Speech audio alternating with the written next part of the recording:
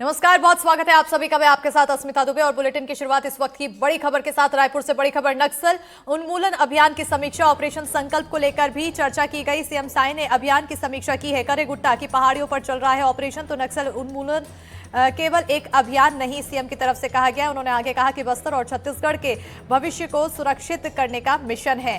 तो वहीं बैठक में गृह मंत्री विजय शर्मा मौजूद रहे, मुख्य सचिव और पुलिस महानिदेशक भी मौजूद रहे। तो बड़ी खबर, नक्सल उन्मूलन अभियान की समीक्षा की गई है, जहां ऑपरेशन संकल्प को लेकर भी चर्चा इस दौरान होती हुई दिखाई दी। तो सीएम साई ने अभियान की समीक्षा की और बताते चले कि करेगुट्टा की पहाड़ियों पर ऑपरेशन चल रहा है। तो उधर सीएम ने इस बैठक के बाद कहा कि नक्सल उन्मूलन केवल एक अभियान नहीं है, बस्तर और छत्तीसगढ़ के भविष्य को सुरक्षित करने का ये मिशन है। और वहीं इस बैठक के दौरान गृह मंत्री विजय शर्मा भी मौजूद रहे, मुख्य सचिव और पुलिस महानिदेशक भी मौजूद रहे। तो बताते चले कि एक तरफ जो संकल्प लिया गया है नक्सल मुक्त प्रदेश बनाने का, और ऐसे में लगातार एक के बाद एक कार्रवाई देखने को मिल रही है। तो वहीं आपको बताते चले कि करेगुट्टा की पहाड़ियों पर ऑपरेशन संकल्प भी लगातार देखने को मिल रहा है, जहां पर लगातार नक्सलियों को खोजा जा रहा है और उन्हें पकड़ने की कोशिश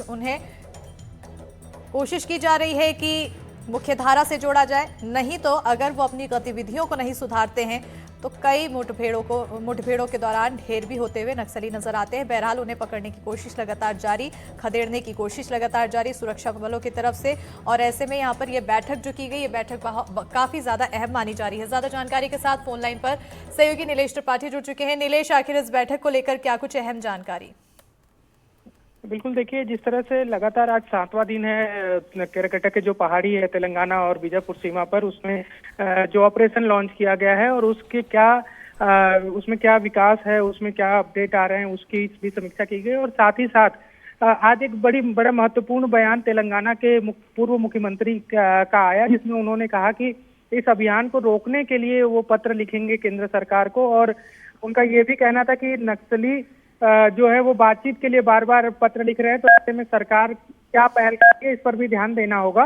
इस बयान के सामने आने के बाद ही फिर इस बयान को भी महत्वपूर्ण माना जा रहा था इस बैठक में चर्चा को लेकर, और उसमें क्या एक्शन हो सकते हैं, क्या अपडेट आ रही है, उस पर भी बातचीत की गई। और साथ ही साथ इस बात को लेकर भी जो सोर्सेस से जानकारी आ रही है उसके मुताबिक इस बात को लेकर विशेष चर्चा की गई कि इस अभियान को रोकना नहीं है, अभियान में सफलता किस तरह से मिलेगी, इस पर ही पूरी तरह से फोकस रहना है। और खासकर जो ये इलाका है, जो पहाड़ी है, उस पे कितनी सफलता मिलती है नक्सलियों को वहां से पकड़ने में या मारने में या गिरफ्तार करने में, वो आगे की बात है। लेकिन उस पहाड़ी पर फोर्स का अपना कब्जा हो जाए, वहां पर कैंप स्थापित हो जाए, और जो एक डर भय लोगों के मन में वहां पर जाने से रहता था उसको दूर किया जाए, इस पर विशेष रूप से फोकस किया जा रहा है।